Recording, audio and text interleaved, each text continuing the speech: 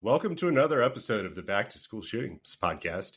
My name is David Reedman. I'm the creator of the K-12 school shooting database.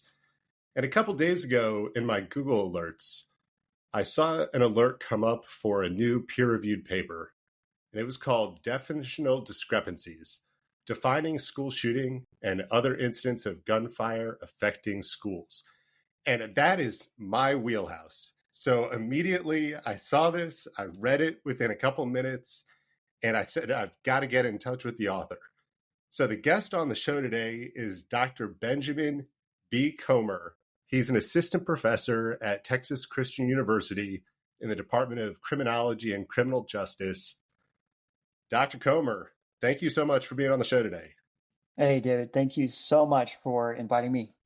So before we get into this paper about definitional discrepancies, which we could probably talk for 4 or 5 hours about, I think there's a fascinating story about how you got into gun violence in schools. And it started back in 2019 at Washington Middle School, where you saw that a 13-year-old student, a 7th grader, had committed suicide with a gun inside the bathroom of the school. Tell me about that moment 5 years ago and just what it meant to you.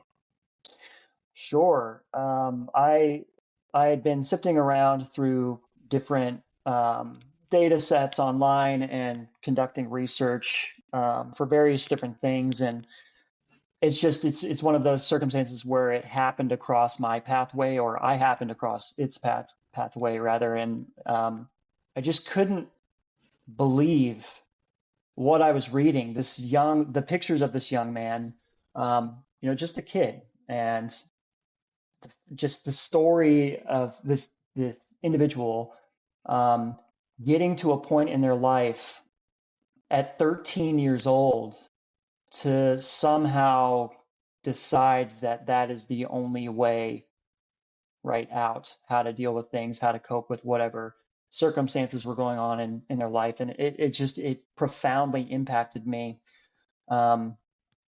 And so it just started to snowball, and I started digging deeper and deeper and deeper. And inevitably you stumble across all of these other incidents with similarly situated circumstances and factors. But then there's this whole other dimension of school gun violence. And that's kind of how it started. But yeah, definitely being exposed to that one story, the gravity of that, and just the age of the individual was quite striking to me.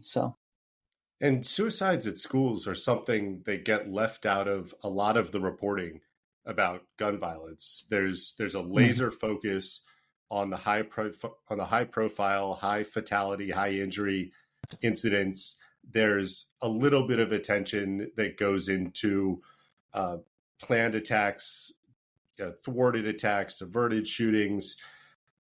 Then there's this much broader profile of gun violence, which is domestic violence, disputes that escalate, and then suicides. And suicides at schools, I've documented more than 200 of those. Many of them took place in the bathrooms. And that's something that most schools don't even have a plan for what's going to happen. And your response to a student committing suicide needs to be completely different from the response to an active shooter or a planned attack, because you're immediately going into trying to minimize trauma for every other student who's just experienced one of the most awful things that could ever happen. Yeah, definitely. I mean, the situation with the variable expression of gun violence afflicting schools, how it isn't cataloged appropriately, or it's completely neglected by specific databases or privately held data sets or whatever, is a problem. Because if the claim is that we understand the extent of, put in quotations, gun violence, right, on school property, that necessarily implies that we have an understanding about the variable types of gun violence that occur on school property, the number of those incidents, the constellation of specific variables, and correlates of those specific incidents. But a variety of scholars, titans in my discipline and other criminologists have pointed out that we don't know that at all. This is a colossal problem right now, and it is baffling yes, there are material differences between a suicide that occurs on school property and a mass shooting that occurs on school, obviously. But nevertheless, bullets were discharged from a firearm one way or another. It impacts not only the specific individual, but other individuals who are proximate to the scene, the school. It also affects the community in which the school is situated. It just reverberates outward, right? And so, yeah, it's just astonishing that these sorts of incidents are not considered across the variety of data collection platforms. So, yeah. Well, they really blend too, because all of these incidents are connected. Anytime there's the discharge of a gun at its school, it's going to elicit a response. And the fall after Uvalde, there was a suicide in the cafeteria of a middle school. So it's witnessed by all the students that are there for Yeah. lunch. Student pulls out the gun, kills themselves. Yeah. In that confusion, the school sends out an active shooter alert. Now, Mhm. a parent who's nearby is worried about that, is worried about another Uvalde, grabs their gun, drives to the school, and ends up in a confrontation with police because that parent is trying to get into the school to find the active shooter, not Yeah. realizing that it's a suicide that took Right. place there. At the same time, what we know from studying planned attacks at schools, those deliberate manifesto, hit list, multiple weapons, almost all of those attacks are by a suicidal individual, somebody who intends to die during that attack, either kill Mm. themselves, be killed by police, or go to prison for the rest of their life. There's Mm. absolutely no second act or escape plan. It Mm. is a final chapter.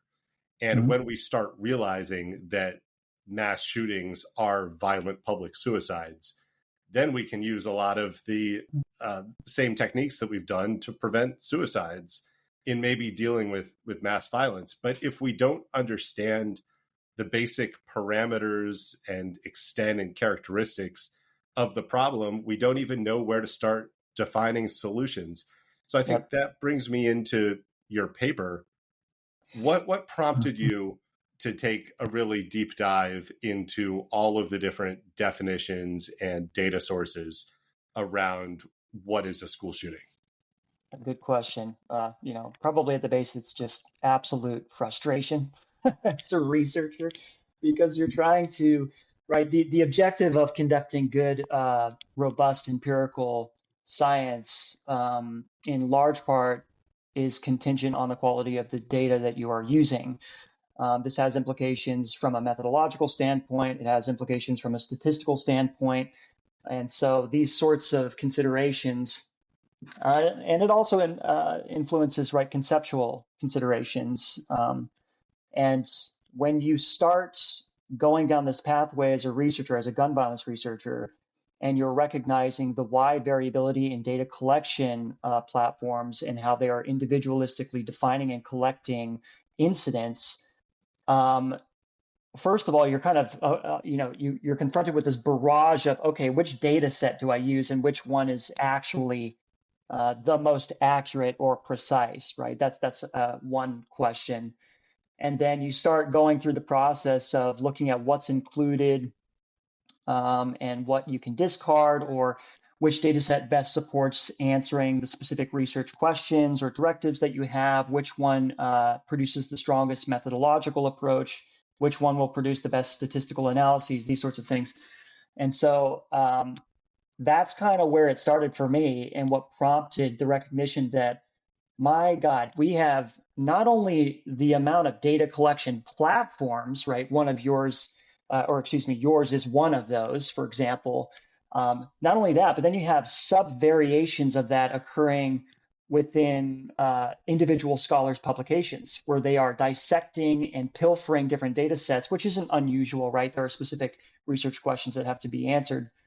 Um, but this necessarily produced a situation where you've got 60 different definitions, or if not more than that.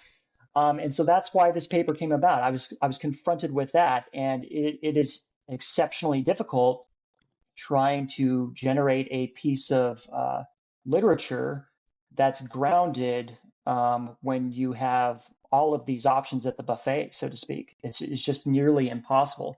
Um, that started it. And then also just comparing the different counts, right? Every single one produces different counts. The different and extent of the variables that individual data collection platforms have, those differ. The distributions within the specific variables collected differ. And that all materially impacts the sorts of statistical inferences that you get, right? So it necessarily requires some attention. So those sorts of things, and then of course just being a curious researcher, wanting to know more. Those are the vehicles that push you to write a paper and publish something like I did. Yeah, that's really where the K through 12 school shooting database started back in 2018, because right after Parkland, I assumed I could call the FBI or Secret Service and be able to get a list of or a spreadsheet of all the school shootings that had happened. Right. And they didn't have any of this information. So Mm. I wanted to know why Parkland happened. What were the characteristics? Were they the same as other shootings? And was this a trend that was different, getting worse, getting better? If you don't have comprehensive data about something, you can't benchmark any progress or success or test various interventions or policies or procedures. So I kind Mm. of went down that same road that you did. Search all the different sources, and they're so wide. Everything Yep. from Columbine's Angels, a blog in the '90s, where it's a fiction writer. I've spoken with him a couple times, Yeah. and he just got really interested. He wanted to write narratives to capture and memorialize students that were killed in schools. And it has this really kind of flowing narrative structure. Yep. Wikipedia is a very rich source of data. Hundreds of incidents, thousands of incidents on Wikipedia. You can't sort any of the information because it's all in a static web page.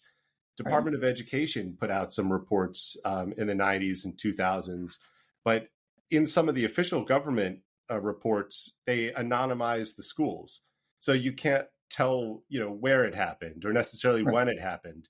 Department of Education did some reporting on this, but it included when students were walking to or from school or gathering Yeah. in things like a bowling alley across from the Yep. school. So just those couple Mhm. different sources. And then in the past 10 years, a couple of the main networks and the Washington Post have done their own private recording. And so where the school shooting database started, I found 30 different sources, made a spreadsheet of all of those sources to map their definitions, map their inclusion and exclusion criteria, how many different instances they had. From there, figured out a coding method for the data from each one so that they could all be combined in a sensible way, put them all together, removed all the duplicates, which was a disaster because there are school names that are spelled wrong, Yep. there are dates that are wrong, there are Mm. conflicting numbers of victims.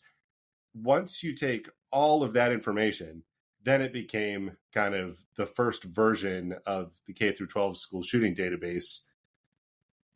Yep. Why did that even have to happen? I I don't know. Well, I greatly appreciate the fact that you did undertake that, right? Because without you have a very wide selection methodology. So your criteria that you actually employ is wide enough. You've cast a wide enough net um, that you are collecting quite the variability of incidents, which is actually good. And so maybe that's why it had to happen. Someone had to do it, and you just happened to be that guy that came along and made it happen. But you're right. These sorts of specific characteristics related to definitional parameters, the specific language that is used, the specific considerations for incident parameters, all of these things are variable across data sets. You mentioned victim counts, right? This poses very conceptually ambiguous circumstances. For example, let's take the rare but obviously tragic incidents of a mass shooting at a school, okay? In that circumstance, right, in certain cases, individuals are fleeing for their lives to get out of the way of gunfire. Obviously, there are individuals who are shot or are nicked by ricochet bullets, or some other injury occurs as a result of the firearm or firearms being discharged. All right, so that's pretty clear conceptually. It's like, all right, you were injured by a firearm, being used by a particular perpetrator. But what if someone is jumping out a window or someone is trying to get through a door, they trip and break their ankle while trying to escape, right? In the flurry and panic of a situation like that, they're just trying to get out. And so you could, in a legal sense, right, you would consider this maybe a proximate cause, um, but it wasn't caused by a bullet. So are we counting that injury in the tally of casualties? And is that overall being represented in that specific count for that specific incident? That's Yeah, a methodological question. and Right? that's why you need really rich data coding parameters. So that gets back to my gripe with a lot of the existing sources that were out there. You have a lot of detail on things like Everytown's gunshots on school property tracker or on Wikipedia, but it just had number of victims or it just had number killed, number wounded. As you Right. say, that doesn't meet those parameters. So I created a relational database that has more than 300 different variables, has a different row for every single victim that's connected back to a common incident ID number. And within that victim row, they're all coded for fatally shot, wounded, non gunshot injury, or no injury. And those Hmm. last two seem a little confusing, but the non gunshot injury might be, the bullet goes through glass and somebody is injured by that glass. And those can be really serious injuries. Glass in your Yeah. Oh, yeah. eyes, can Yeah. blind you. But also things like if there's a bomb or explosion, like in Cokesville, Wyoming in the 80s, there were 78 kids that were severely burned during a hostage standoff and shooting where a suicide vest was detonated. So that's Hmm. 78 injuries. They were not gunshot injuries, but you need a way to capture those in Yeah. that incident. And then the none is pretty rare cases. But I realized there are times when somebody was either deliberately shot at or a weapon malfunctioned when somebody pulled the trigger. And there was a clear victim. So a student walks to the front of the classroom, puts a gun to the teacher's head, tells all the kids to get on the floor. When they pull the trigger, the gun discharge or just misfires. Yeah. That teacher is a victim, Yeah. a clear victim in that incident, even though they didn't have an injury. Oh, So yeah. I think where I've gone with this, as I've just gone down this rabbit hole for 6 years now, is you need wide data collection, but then you need to have lots and lots of variables because every one of those variables lets someone else filter and understand and pull apart the different parts of the data for whatever question they're trying to answer. Yeah, yeah, definitely. It is important to have enough variables to work with, and the more detailed you can get within specific incidents, the clearer picture we get, right, from the incidents, and it's all useful stuff. Um, from a conceptual perspective, and then leading into a methodological perspective, right? It becomes difficult though. Like for example, the incident you talked about with a vest being detonated. That's now, in certain circumstances, maybe it started out where the individual was shooting with a gun, but then subsequently switched over to detonating some sort of explosive device. Technically, that isn't a shooting, right? It started out as one, but turned into something else. So the question becomes, do we count only half of that incident as a school shooting and then bifurcate that specific case and count it under the guise of some other conceptual framework? Or do we lump it in because it's sort of disingenuous now? We've included in our data and the representation of our variables 70 something victims who technically were not killed by gunfire. And if we're saying we want to define this term school shooting, I would say it necessarily implies that a shooting of some kind had to have occurred. It just gets very difficult. I don't have the answer specifically to this. No, I'm, that's how I'm, I you ended know, up with 16 different situation variables from indiscriminate attack to a hostage standoff, a domestic with a targeted victim, a suicide or attempted suicide, criminal activity, all of right. these different pieces, because that's a way to start segmenting things that bleed over. Because a hostage standoff that starts with kids held at gunpoint and ushered into the cafeteria, then turns into a shootout with the police, but then a Yep. bomb vest is detonated, but then the husband ends up killing the wife and killing himself. Now you just have all of these different things. And that's where, in general, with school shootings, we want simple definitions, we want simple causes and strategies, and one thing you can buy or install that's going to stop it. But they all bleed together. They're all connected. Many of the plots today involve explosives, even though that hasn't gone off in a while. The Oxford, Yeah. Michigan school shooter wrote about planning to use Molotov cocktails, and he had some components for them in his house. A kid in Serbia last year planned to detonate Molotov cocktails in the classroom after he shot 6 kids. So with that mess, you've looked at this paper now. What is a school shooting to you now? How do you define that? Well, I think before we get into like specific criteria, I mean, I think the first order of business is to try to convince scholars and other gun violence researchers and then other interested persons that we really should be including any incident in which a bullet, like in your specific definition, a bullet leaves the barrel of a gun. And we're talking about standard firearms here, so just put BB guns, pellet guns, and airsoft guns, and rubber band guns, and water guns to the side. That's another debatable issue, but we'll start off with just that. Now, that even just saying that, we've produced ambiguity, because what if the gun was discharged off of campus and the bullet, a stray bullet, found its way and struck an individual on campus? I would count that because the bullet itself has impacted either a person, object, or element of geographically immovable property designated as a school's property, right? So that's kind of where I would start. Yeah, and that With, even there gets into a mess. That's where the Secret Service has run amok, that the shooting needs to take place on school property. So in 2022, when a person with 1,000 rounds and 6 rifles fired 300 rounds at the Edmund Burke School in Washington, D.C., from the apartment across the street. So it was a Las Vegas style sniper attack on a school. That's yeah, one of a dozen sniper attacks that have happened in the past 50 yeah, years. that's That what Bernie person was Spencer did. never, yes, was never on school property.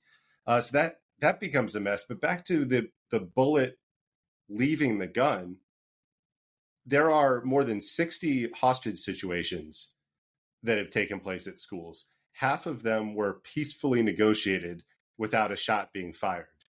Mm. The duration of those incidents is anywhere from an hour to 12 hours.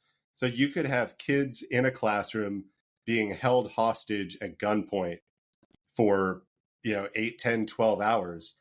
Is that not a school shooting incident because the gun was never actually fired? See, I think it gets conceptually difficult. Yes, the incident in that certain scenario, the incident took place at the school. There are, in fact, victims, right? This is getting into a situation where we have to decide whether, in order to count as a shooting, that word shooting, um, does something have to be shot, right? Does a weapon have to be fired or discharged in order to count under that phraseology? And I am an advocate on the side of defense that it must involve a shooting, which means a bullet left the barrel of a gun. If it did not, then a shooting technically did not happen. And I think it conceptually turns ambiguous when you start lumping in those sorts of incidents. Not that they aren't important.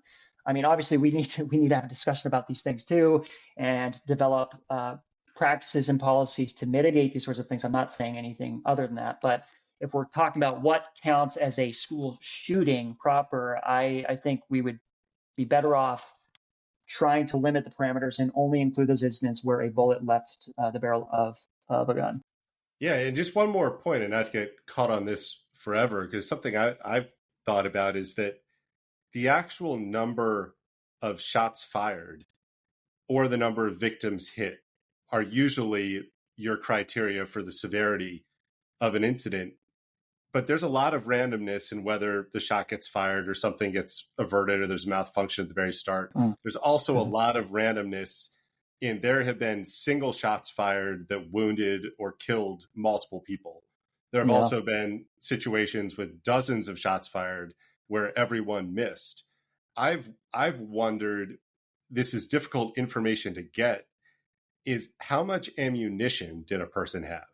And is that really the indicator of the severity of an incident? Because if somebody has multiple weapons, hundreds of rounds of ammo in different magazines, there is clear intent and purpose and capability to harm as many people there as possible. And Hmm. if a person with all of that at the school is stopped, before the first shot or after the first couple shots, that is probably a more serious incident than a kid that had two bullets in an old revolver, fired them during a fight in the hallway, and they just happened to hit four different people and Mhm. become a mass shooting. Yeah, this is a great point. I actually just recently published a paper with a colleague of mine on weapon caliber and muzzle energy of firearms in mass shootings, actually using the Violence Project data. Shout out to Dr. Peterson. I had communicated with her a little bit by email, and I know she was just on your podcast as well.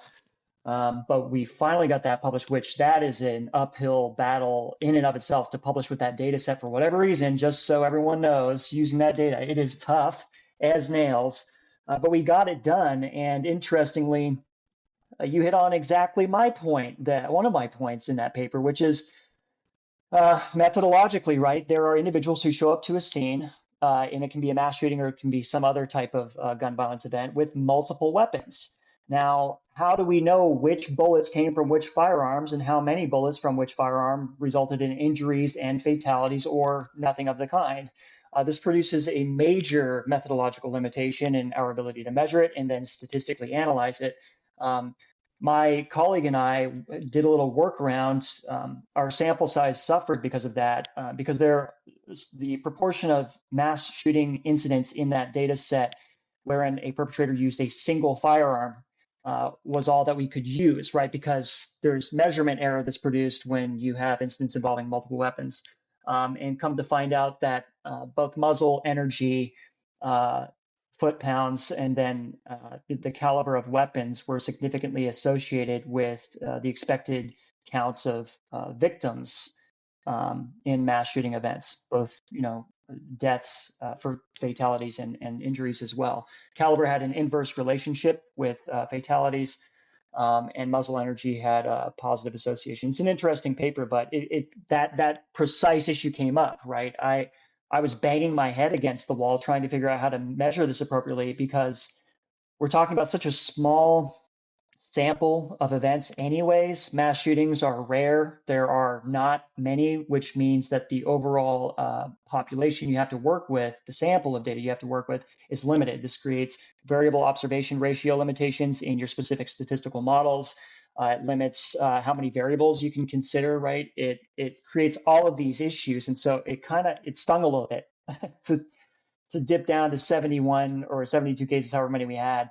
But even still, with those few cases that we were able to analyze, we did find, important relationships between the caliber of weapons, the muzzle energy of weapons, and then, advocating that, hey, look, whoever is investigating these scenes, obviously it's a tall ask, but if you can acquire the number of shell casings or come up with some approximation of the number of bullets discharged from these weapons and from what weapons they came, researchers would love to have that data. It would be incredibly useful.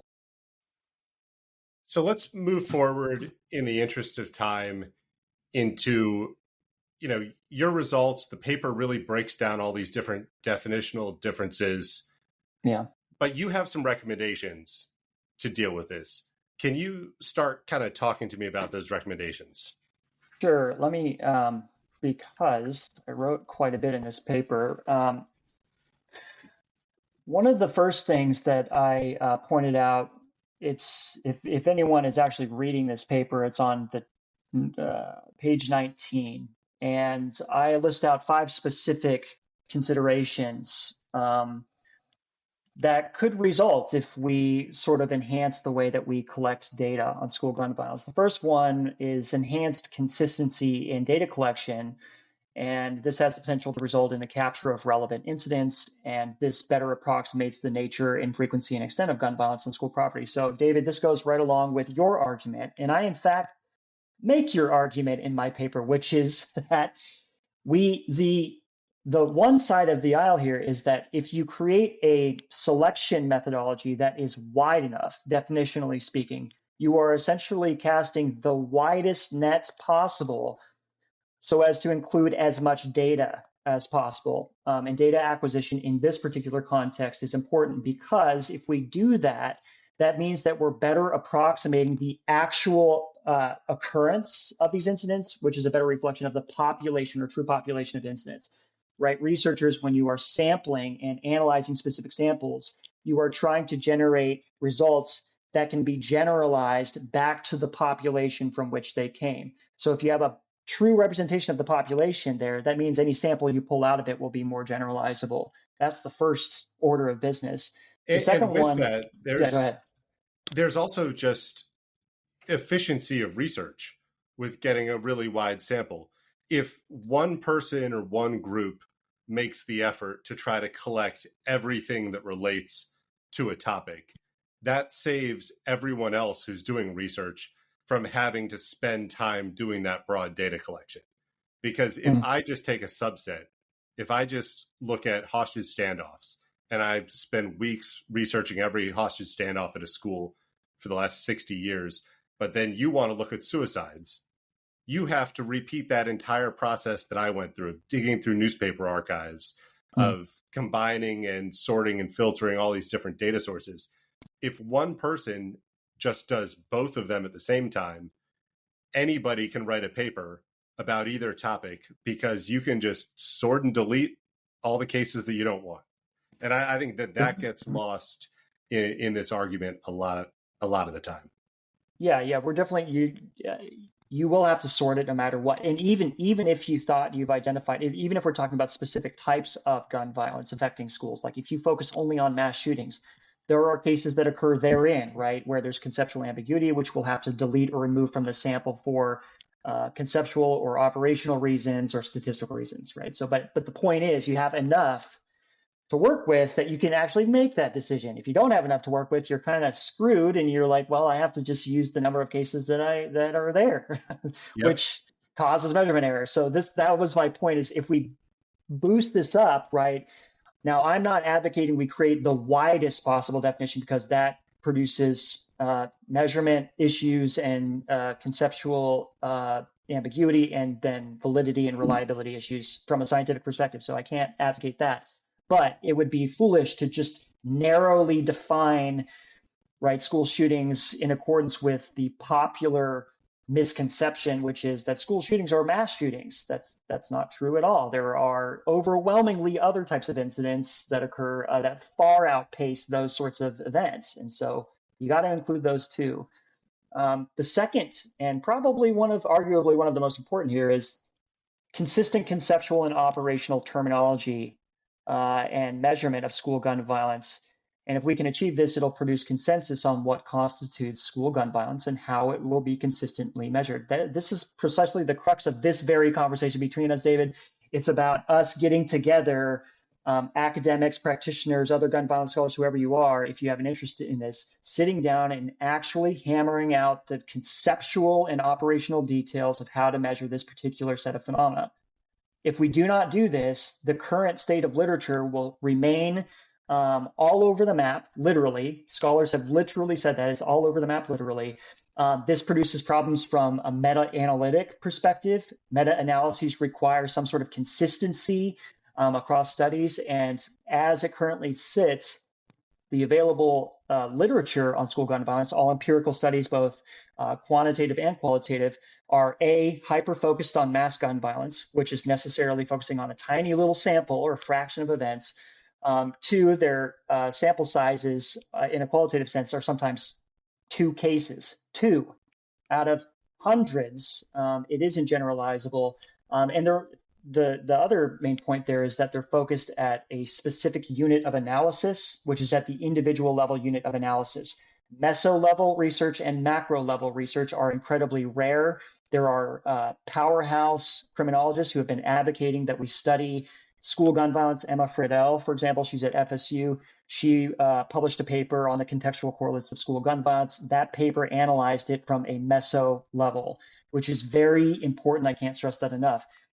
So we have to conceptually agree. We have to come to an agreement on what we are calling school gunfire, what incidents specifically count, how we decide to collect them, what we can exclude, and then start developing a streamlined, comprehensive body of scientific research. So that's all contained within that second point. Yeah, I agree with you on that. I think the challenge with this is I think about the U.S. Census. And the U.S. Census is one of the broadest, but also most detailed data collection efforts possible.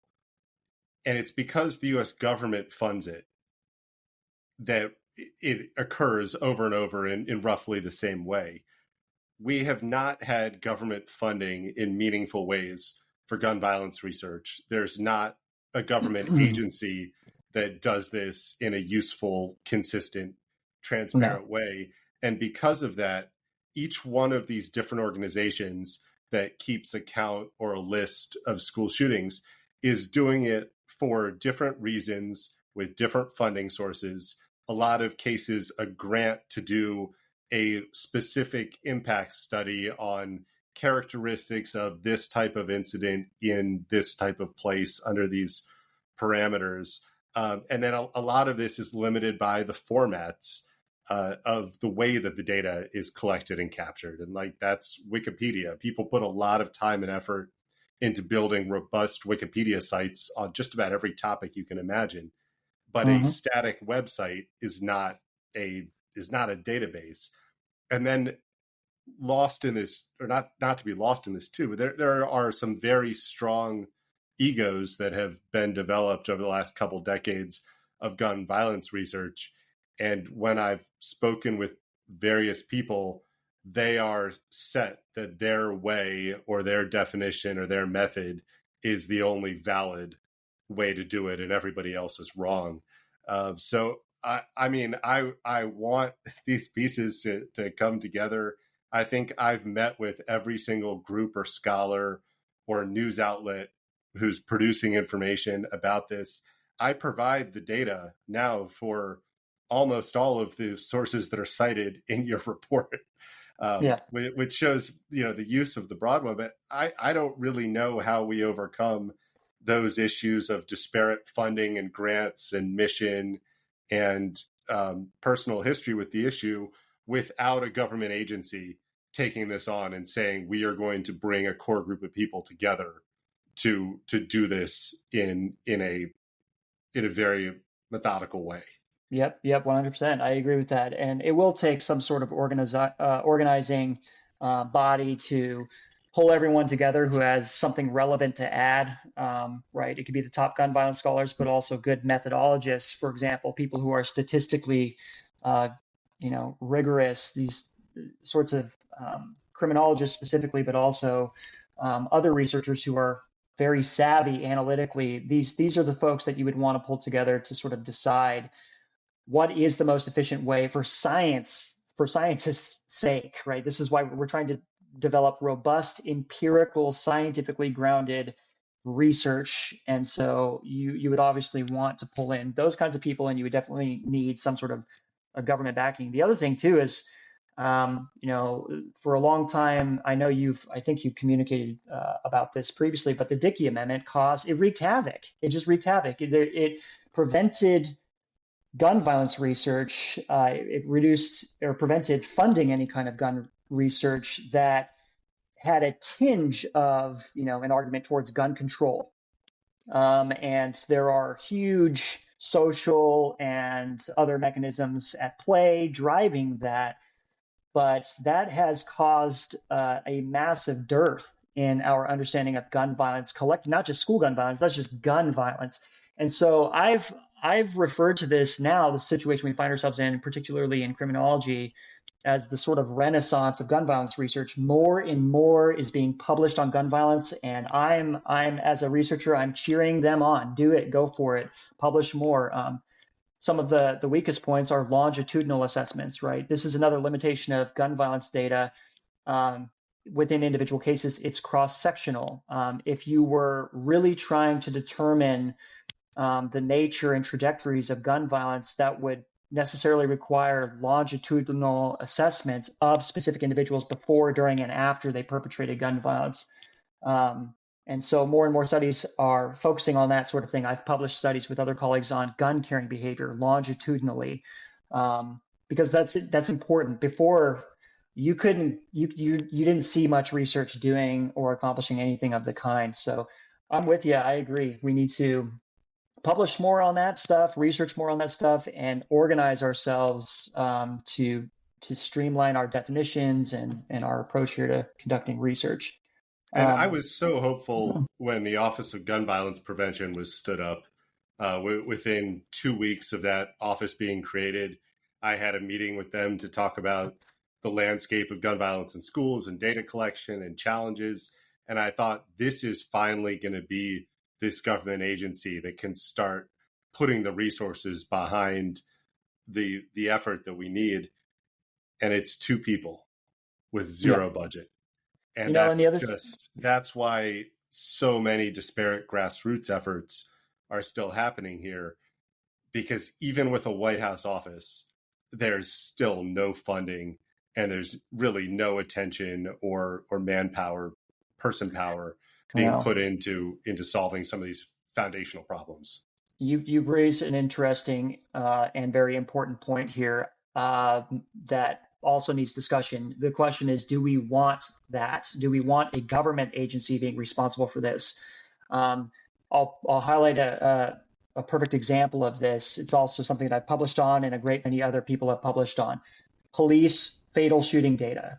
Okay, that's another example of a data discrepancy issue, and there are common data sources that people go and scholars go to access these and analyze. So you have Gun Violence Archive, you have Fatal Encounters, you have Mapping Police Violence, you have the Washington Post, and a few others, 538. But then you also had, during a period of time, the FBI, right, had their fatal force data set. Come to find out, after scholars got a hold of that data, it turns out that that data set the FBI had was reporting half as many shootings as were actually occurring.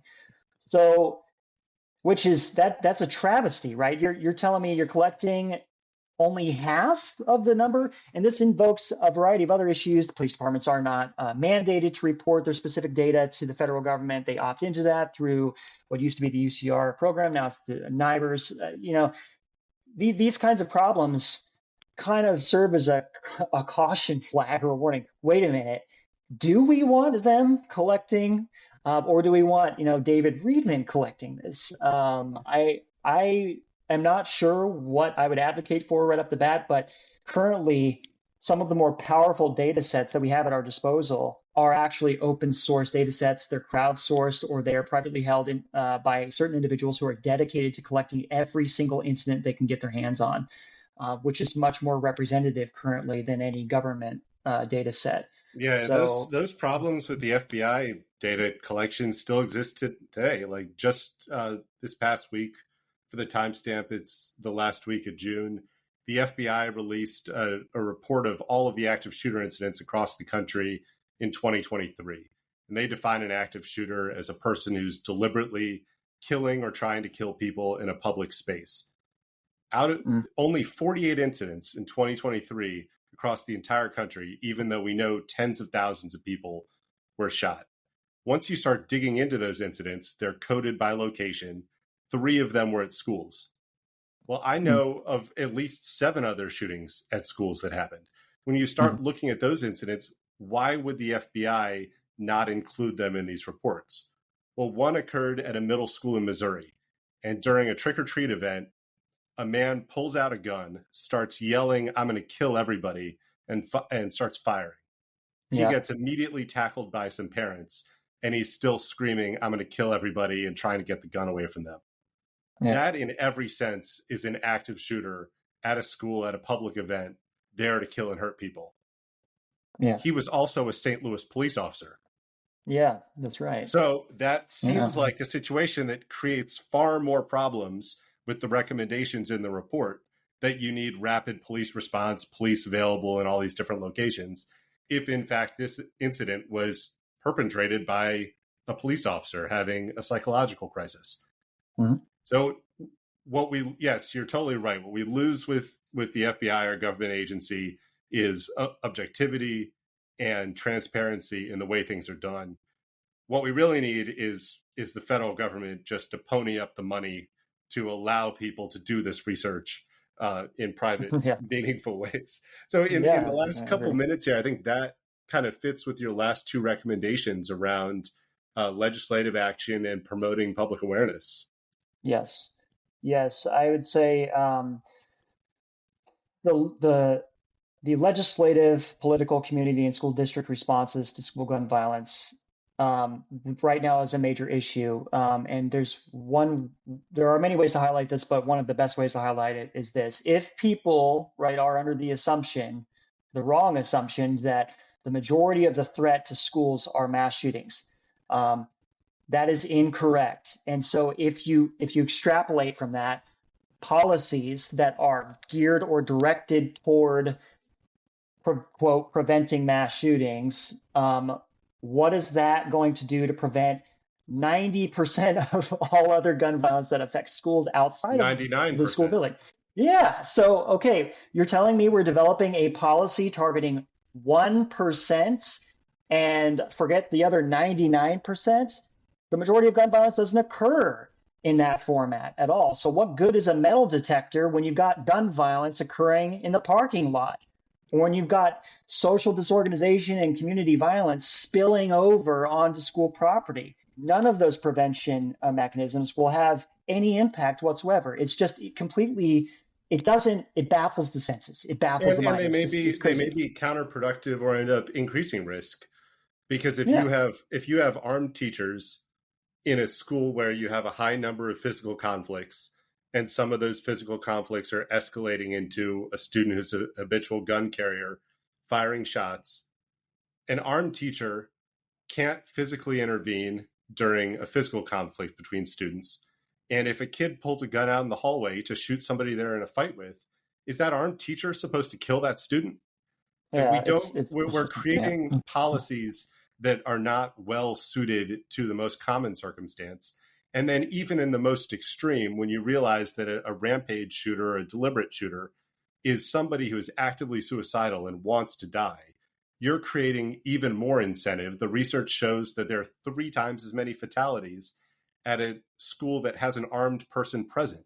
So, I mean, where we are here is we've had terrible data collection for decades. We've created this really confusing web of information about gun violence at schools. There's no clear definition. There's no clear person who's in charge of any of it. There are some of us just trying to do the best that we can. Yep. For, the last kind of statement here on the show today, 5 years from now, you've got a grant for $50 million to study gun violence at schools. What are you doing? How are you doing it? Who are you working with? Oh man, if I had that kind of money to conduct research, I would be pulling in the caliber of scholars that I know exist out there, not only from my own discipline, but it would be interdisciplinary. Many hands make light work, as they say. And I would be pulling in the strongest intellects from every discipline who can fathom this problem and start building scaffolding to correcting the mistakes that we've made. And that includes everything from the conceptual foreground, just having deeper conversations about how to appropriately define and collect these incidents, but also developing an actual platform that is very efficiently collecting and sifting data faster than any single human being could. I think I would do that, and then I would also want to ensure that all of this information is made free and available to the public. One of the biggest issues that I see is the absolute misapprehension of what this particular criminological issue is, the extent of this issue, what it actually looks like, what it doesn't look like, how often it occurs, and so on. All of that would be important, I think, if I had that kind of grant money. So that Well, would be we my have my a approach. we have a path forward. Your paper does a great job of breaking down the issue, breaking down the data sources, explaining the challenges with all these different data sources and collections, and a really actionable path forward. A link to the paper is below in the show notes. Guest today, Dr. Benjamin P. Comer. He's an assistant professor at Texas Christian University in the Criminology and Criminal Justice Department. His new paper is Definitional Discrepancies, Defining School Shootings and Other Incidents of Gunfire Affecting Schools. So thank you for listening to this episode of the Back to School Shootings podcast. Thank you, Dr. Comer. Thank you very much.